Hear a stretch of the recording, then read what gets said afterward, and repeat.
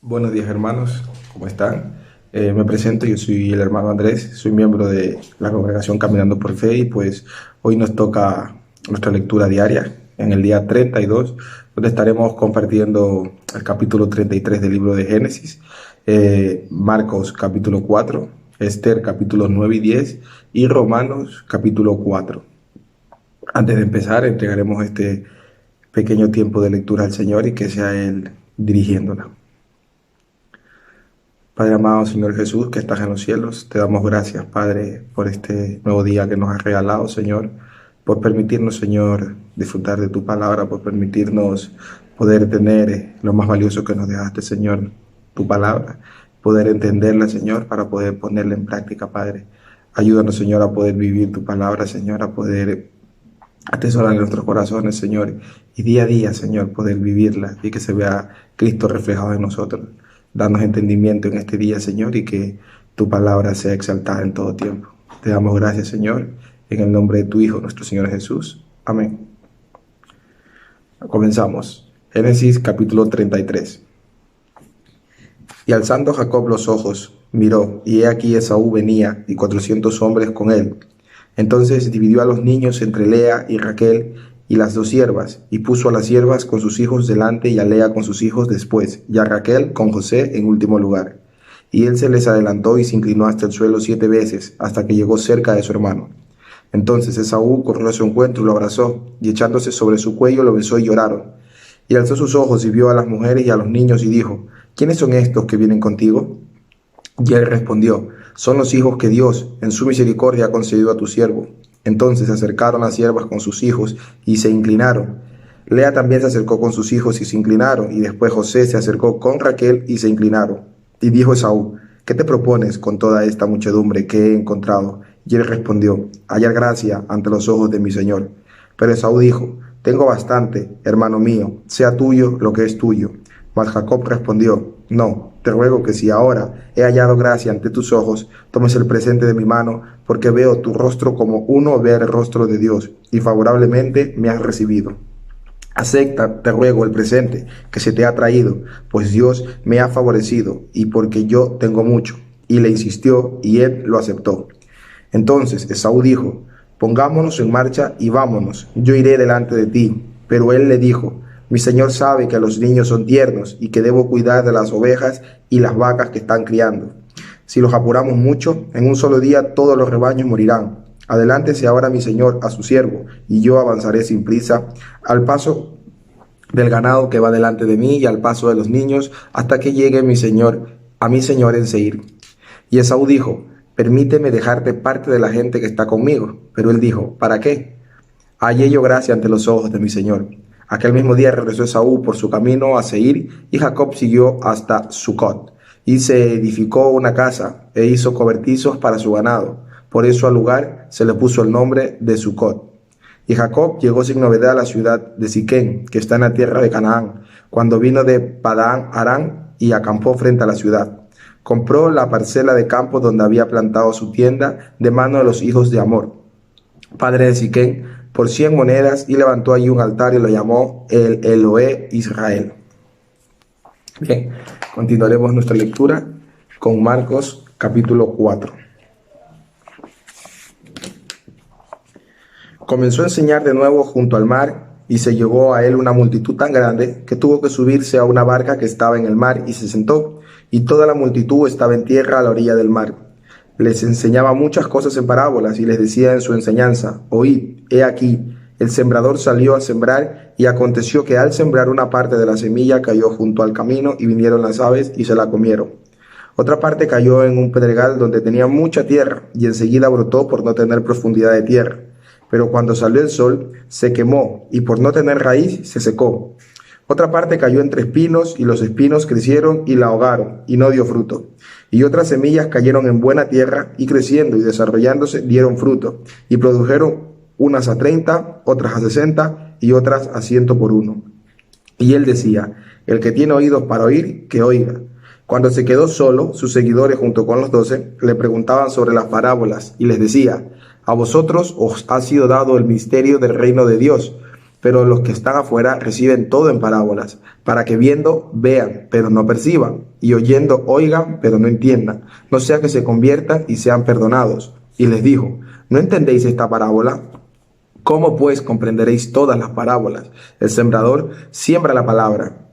Y estos son los que están junto al camino donde se siembra la palabra, aquellos que en cuanto la oyen al instante, viene Satanás y se lleva la palabra que se ha sembrado en ellos. Y de igual manera, estos en que se sembró la semilla en pedregales son los que al oír la palabra enseguida la reciben con gozo, pero no tienen raíz profunda en sí mismos, sino que solo son temporales.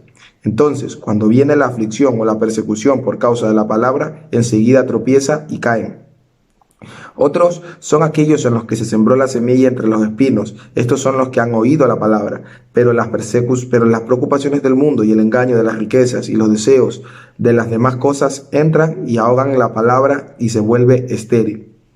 Y otros son aquellos en que se sembró la semilla en tierra buena, los cuales oyen la palabra, la aceptan y dan fruto, unos a 30, otros a 60 y otros a 100 por uno. Y les decía: ¿acaso se trae una lámpara para ponerla debajo de un almud o debajo de la cama? ¿No es para ponerla en el candelero? Porque nada hay oculto, sino es para que sea manifestado, ni nada ha estado en secreto, sino para que salga a la luz. Si alguno tiene oídos para oír, que oiga. También les decía: cuidaos de los que oís, con la medida con que midáis se os medirá y aún más se os dará. Porque al que tiene se le dará más, pero al que no tiene, aun lo que tiene se le quitará. Decía también: el reino de Dios es como un hombre que echa semilla en la tierra, y se acuesta y se levanta de noche y de día, y la semilla brota y crece, como él no lo sabe. La tierra produce fruto por sí misma, primero la hoja, luego la espiga, y después el grano maduro en la espiga. Y cuando el fruto lo permite, él enseguida mete la hoz, porque ha llegado el tiempo de la siega. También decía: ¿a qué compararemos el reino de Dios o con qué parábolas la describiremos? Es como un grano de mostaza, el cual, cuando se siembra en la tierra, aunque es más pequeño que todas las semillas que hay en la tierra, sin embargo, cuando es sembrado crece y llega a ser más grande que todas las hortalizas y echa grandes ramas, tanto que las aves del cielo pueden anidar bajo su sombra. Con muchas parábolas, como esta, les hablaba la palabra, según podían oírla, y sin parábolas no les hablaba, sino que le explicaba todo en privado a sus propios discípulos. Ese día, caía ya la tarde, les dijo: pasemos al otro lado. Despidiendo a la multitud, le llevaron con ellos en la barca como estaba, y había otras barcas con él. Pero se levantó una violenta tempestad y las olas se lanzaban sobre la barca de tal manera que ya se anegaba la barca. Él estaba en la popa, durmiendo sobre un cabezal. Entonces les despertaron y le dijeron: Maestro, ¿no te importa que perezcamos?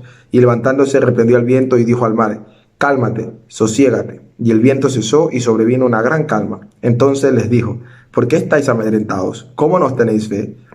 Y se llenaron de gran temor y se decían unos a otros: ¿quién pues es este que aun el viento y el mar le obedecen?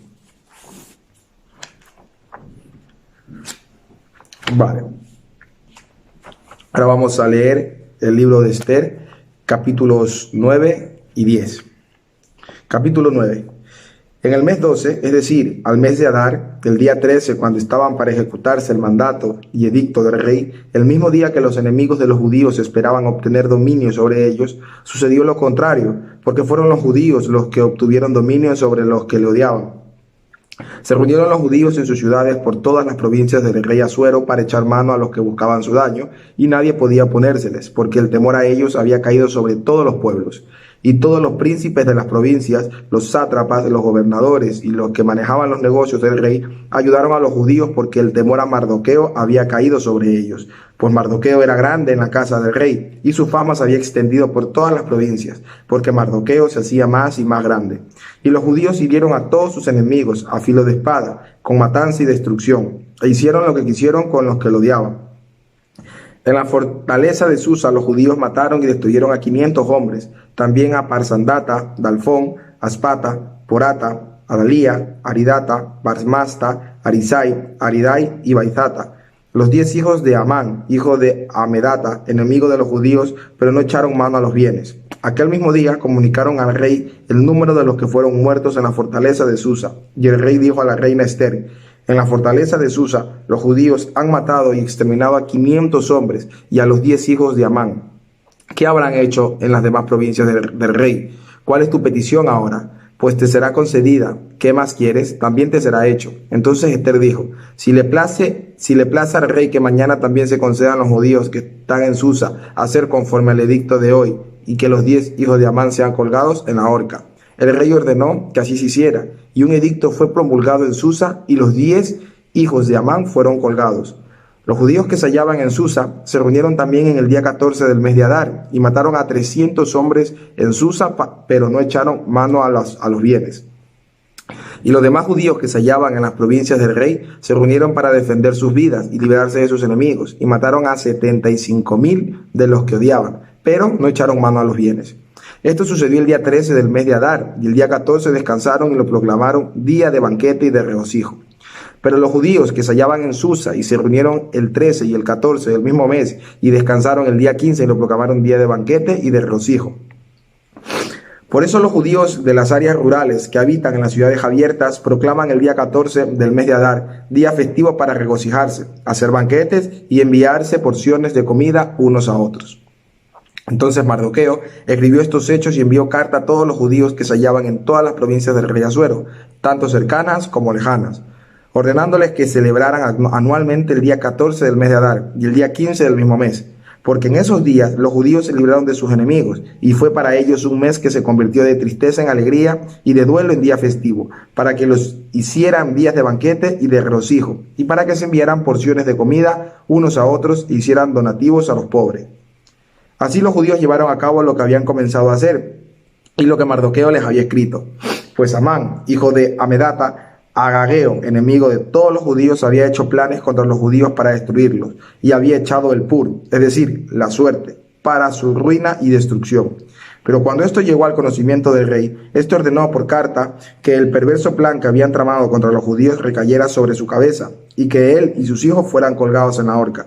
Por eso estos días son llamados Purim, por el nombre Pur, y a causa de las instrucciones en esta carta, tanto por lo que habían visto sobre este asunto y por lo que les había acontecido, los judíos establecieron e hicieron una costumbre para ellos, para sus descendientes y para todos los que se aliaban con ellos, para que no dejaran de celebrar estos 2 días conforme a su ordenanza y conforme a su tiempo señalado cada año. Y estos días deberían ser recordados y celebrados por todas las generaciones, por cada familia, cada provincia y cada ciudad, y que estos días de Purim no dejaran de celebrarse entre los judíos, ni su memoria se extinguiera entre sus descendientes. Entonces la reina Ester, hija de Abihail, y el judío Mardoqueo escribieron con toda autoridad para confirmar esta segunda carta acerca de Purim. Y se enviaron cartas a todos los judíos, a los 127 provincias del reino de Asuero, palabras de paz y de verdad, para establecer estos días de Purim en sus tiempos señalados, tal como habían establecido para ellos el judío Mardoqueo y la reina Ester, según habían fijado para ellos y sus descendientes con instrucciones para sus tiempos de ayuno y de lamentaciones. El mandato de Ester estableció estas costumbres acerca de Purim, y esto fue escrito en el libro. Ester capítulo 10. El rey Asuero impuso tributos sobre la tierra y sobre las costas del mar, y todos los actos de su autoridad y poder y todo el relato de la grandeza de Mardoqueo, con que el rey le engrandeció. ¿No están escritos en el libro de las crónicas de los reyes de Media y Persia?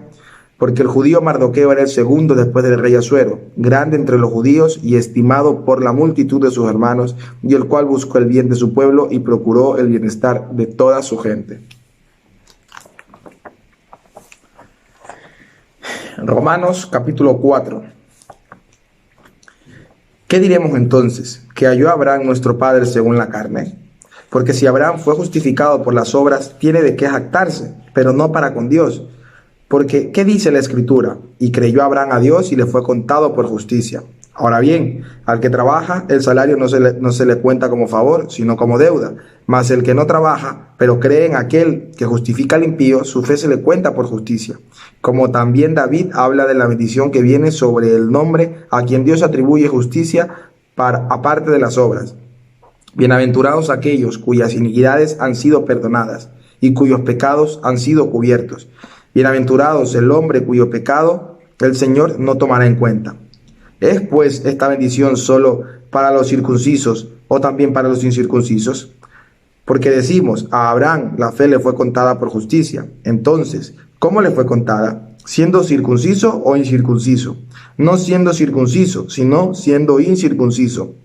Y recibió la señal de la circuncisión como sello de la justicia de la fe que tenía mientras aún era incircunciso, para que fuera padre de todos los que creen sin ser circuncidados, a fin de que la justicia también a ellos les fuera imputada, y padre de la circuncisión para aquellos que no solamente son de la circuncisión, sino que también siguen en los pasos de la fe que tenía nuestro padre Abraham cuando era incircunciso.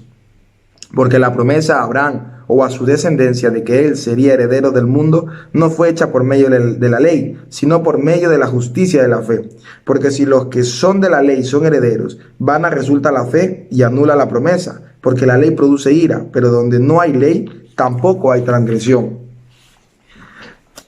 Por eso es por fe, para que esté de acuerdo con la gracia, a fin de que la promesa se afirme para toda la posteridad, no solo a los que son de la ley, sino también a los que son de la fe de Abraham, el cual es padre de todos nosotros, como está escrito: te he hecho padre de muchas naciones, delante de aquel en quien creyó, es decir, Dios, que da vida a los muertos y llama a las cosas que no son como si fueran. Él creyó en esperanza contra esperanza, a fin de llegar a ser padre de muchas naciones conforme a lo que se le había dicho: así será tu descendencia. Y sin debilitarse en la fe, contempló su propio cuerpo, que ya estaba como muerto, puesto que tenía como 100 años, y la esterilidad de la matriz de Sara. Sin embargo, respecto a la promesa de Dios, Abraham no titubeó con incredulidad, sino que se fortaleció en fe, dando gloria a Dios y estando plenamente convencido de que lo que Dios había prometido, poderoso era también para cumplirlo. Por lo cual también su fe le fue contada por justicia. Y no solo por él fue escrito que le fue contada, sino también por nosotros, a quienes será contada, como los que creen en aquel que levantó de los muertos a Jesús nuestro Señor, el cual fue entregado por causa de nuestras transgresiones y resucitado por causa de nuestra justificación. Bueno, hermanos, esta ha sido la lectura del día de hoy, día 32, y despediremos este pequeño tiempo en oración. Padre nuestro que estás en los cielos, te damos gracias, Señor, por haber permitido, Padre, un día más llevar a cabo el propósito de la lectura diaria. Te damos gracias, Señor, porque a pesar de todo, Señor, tú sigues siendo bueno con nosotros, misericordioso, Señor. Y te pedimos, Señor, que esta palabra, Señor, no entre en un lugar vacío, Padre, sino que cale hasta los fondos de nuestros corazones, Señor. Padre, que nosotros podamos vivirla, Señor, porque si no la vivimos, de nada sirve leer tu palabra, Padre.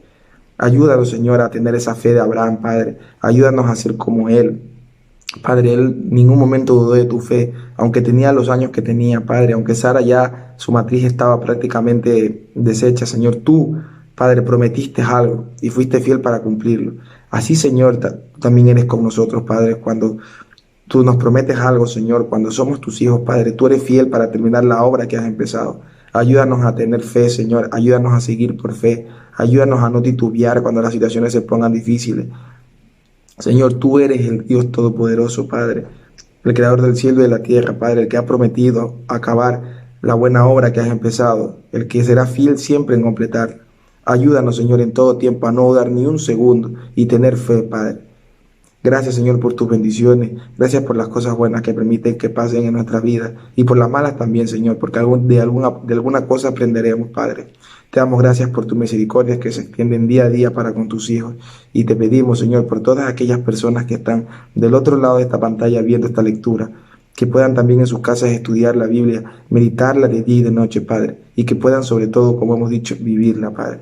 Te damos gracias, Señor, por un día más y te pedimos todo esto en el nombre de tu Hijo, nuestro Señor Jesucristo. Amén.